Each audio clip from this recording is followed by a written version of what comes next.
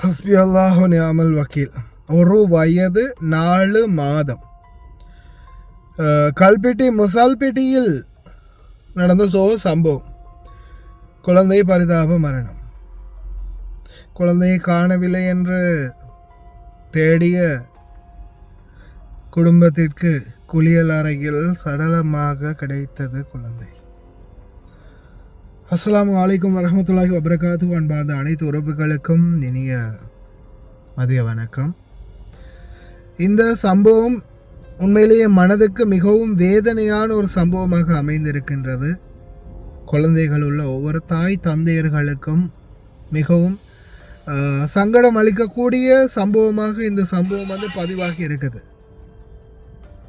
அன்பார்ந்த உறவுகளே, நாட்டில் மட்டும் இல்லாமல் இந்த வெளிநாட்டில் வாழக்கூடிய பணிப்பெண்களும் சரி, அதே மாதிரி இப்போதைக்கு நாட்டில் இருக்கக்கூடிய தாய் தந்தையர்கள், உங்களுடைய வீட்டில் இந்த மாதிரி பக்கெட்டுகள் இருக்குது, சின்ன குழந்தையும் இருக்குது அப்படின்னும் போது கொஞ்சம் அதில் தண்ணீர் இல்லாமல் வைக்க பாருங்கள் முடிந்த வரைக்கும். அதே போல் உங்களுடைய வேலைகள் முடிஞ்சு அந்த பக்கெட்டை எடுத்து கவிழ்த்து அல்லது எங்கேயாவது உயரமான இடத்துல வைக்கிற அளவுக்கு முயற்சி பண்ணுங்கள். ஏன்னா இந்த பக்கெட் பாருங்கள், இந்த பச்சை பக்கெட் சின்ன ஒரு பக்கெட் தான். இந்த பக்கெட்டில் தான் குழந்தை இந்த இடத்துல விழுந்திருக்குது. குழந்தை விழுந்த உடனே பார்த்தீங்கன்னா அது நான் நினைக்கிறேன் உள்ளே இறங்கி இருக்குது. இறங்கும்போது அல்லாஹு ஆலம், இறங்கும்போது 2 காலோட சேர்த்து அப்படியே தலையும் சேர்த்து இந்த மாதிரி வளைஞ்சு போய் உள்ள மாட்டி இருக்குது.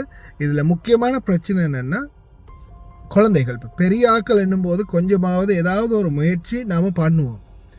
அதே மாதிரி நம்மளுடைய உடல் கட்டமைப்பு கொஞ்சம் மாற்றமான கட்டமைப்பில் இருக்கும்.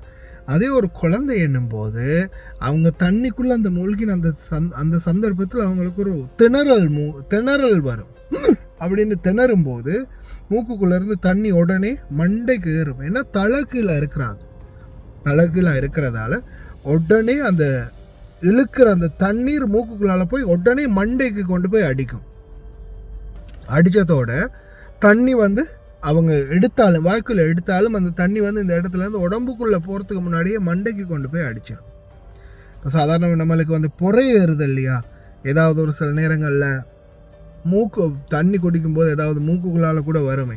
சில டைமில் மூக்குக்குள்ளால் அப்படியே தண்ணி போய் தொண்டைக்குள்ளே வரைக்கும் போயிட்டு கடைசியில் மண்டையில் ஒரு எரிச்சல் தன்மையோட புறை ஏறும் அப்படின்னு சொல்லுவாங்க இல்லையா, அந்த மாதிரி தன்மை ஒன்று உருவாகும். அந்த இடத்துல தண்ணிக்குள்ளே இந்த மாதிரி வளைந்து போய் அவங்களோட உடம்பு அசைக்க முடியாமல் அடுத்தது தண்ணிக்குள்ளேயே மூச்சு திணறும் போது இப்போ அது குழந்தையோடைய உடம்புக்கு பாதிப்பு இன்னும் அதிகமாக இருக்கும்.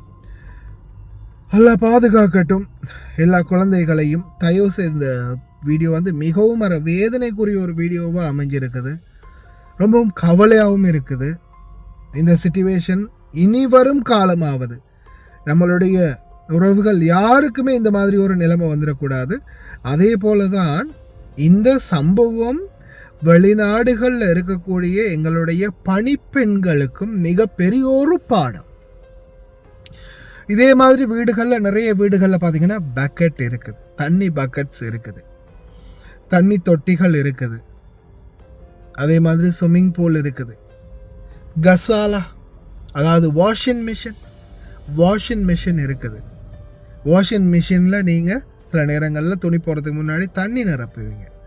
அந்த நேரத்தில் அதே குழந்தைகள் அந்த தண்ணீர் தொட்டியை எட்டி பார்க்கலாம். இல்லை தண்ணி நிறைஞ்சிக்கிட்டு இருக்கும்போது கொஞ்சம் உயரமான இதுலையாவது ஏறி அதுக்குள்ளே தண்ணி நிறைஞ்சிட்டு இருக்கிறத பார்க்கும்போது அவங்களுக்கு அந்த தண்ணிக்குள்ளே இறங்கி விளையாடணும் போல தெரியலாம். அவங்க இந்த மாதிரி இறங்கலாம். வாஷிங் மிஷினோடைய அந்த சைஸுக்கும் அவங்க உள்ளே இறங்கும் போது இல்லை விளையாடுறதுக்காக ஒரே அடியாக கீழே உள்ளே குதிக்கும் போதோ இந்த மாதிரி ஸ்ட்ரக் ஆகலாம். தலைக்குப்பர போய் விழும்போது இந்த மாதிரி மாட்டிக்கொள்ளலாம். ஹஸ்பி அல்லாஹு நிஅமல் வக்கீல். எல்லாம் வல்ல இறைவன் பாதுகாக்கட்டும். தயவு செய்து கவனம். ஏன்னா உங்களுக்கே தெரியும், குழந்தையே விழுந்து இறந்தாலும் இந்த நாடுகளில் கேமராவோ ஆதாரமோ இல்லாத பட்சத்தில் டைரெக்டாக பணிப்பெண் மீது தான் குற்றம் சாட்டப்படும். பணிப்பெண்ணுக்கு தான் தண்டனையும் கிடைக்கும். இதுதான் எழுதப்படாத சட்டம், இதுதான் நியதி. அதனால் அன்பார்ந்த சகோதரிகளை தயவு செய்து ரொம்ப கவனம். தாய்மார்கள் நாட்டில் இருக்கக்கூடிய குழந்தைகளை காணலைன்னா உடனே தேடுங்க, ரொம்ப டைம் எடுத்துக்காதீங்க, உடனே தேடுங்க. அதே மாதிரி என்னால் முடிஞ்ச அவேர்னஸ் நான் சொல்கிறது இதுதான், தண்ணி பக்கெட்டுகளை இந்த மாதிரி உங்களுடைய வேலைகளை முடிஞ்ச பிறகு சரி தயவு செய்து மூடி வைங்க.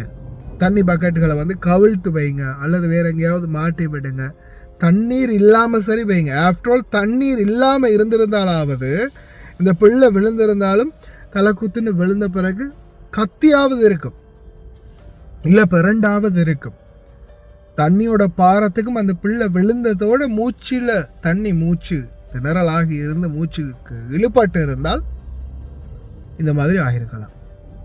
அதே மாதிரி இது என்னுடைய ஒப்பீனியன், நான் சும்மா ஒரு வார்த்தைக்கு சொல்கிறேன், கொன்றும் இந்த மாதிரி உள்ள தண்ணி பக்கெட்டுக்குள்ளே அப்படியோ போட்டு வைக்கலாம். அது செகண்ட் ஒப்பீனியன். ஆனால் அதே போல் தண்ணிக்குள்ளே விழுந்து அடுத்த செகண்டே மூச்சு திணறும் போது அவங்க தலைக்குப்புற விழுந்திருக்கிறதால மண்டைக்குள்ளே ஏறும், குழந்தைகளுக்கு உடனே மூச்சு திணறும். குழந்தை தானே, 1 வயது 4 மாதம் என்னும்போது அல்லாஹ் கரீம். அதே மாதிரி நான் இரண்டாவதாக சொன்னது என்னென்னா, அது அந்த மாதிரி கூட துணைப்பொருளில் வரலாம், கொண்டுட்டு தூக்கி பக்கெட்டில் போட்டுட்டாங்க அப்படின்னு கூட சொல்லலாம். அது எங்கே நடக்கும்? அரபு நாடுகளில் அந்த மாதிரி நடக்கும். அரபு நாடுகள் அந்த மாதிரி கூட சொல்லிடுவாங்க, இவ தான் என் பிள்ளையை கொண்டு தண்ணியில் தூக்கி போட்டிருக்கிறா அப்படின்னு சொல்லி உடனே அழ ஆரம்பிச்சிருவாங்க சில மாமாக்கள். ஏன்னா அவங்களுடைய சிந்தனைகள் சில நேரங்களில் இயற்கைக்கு அப்பால் பட்டதாக கூட இருக்கலாம், அப்படின்னு சிந்திக்கக்கூடிய மாமாக்கள் இருக்கிறாங்க. அதனால் தயவு செய்து கொஞ்சம் நீங்கள் சிந்திச்சு செயல்படுங்க, கவனம்.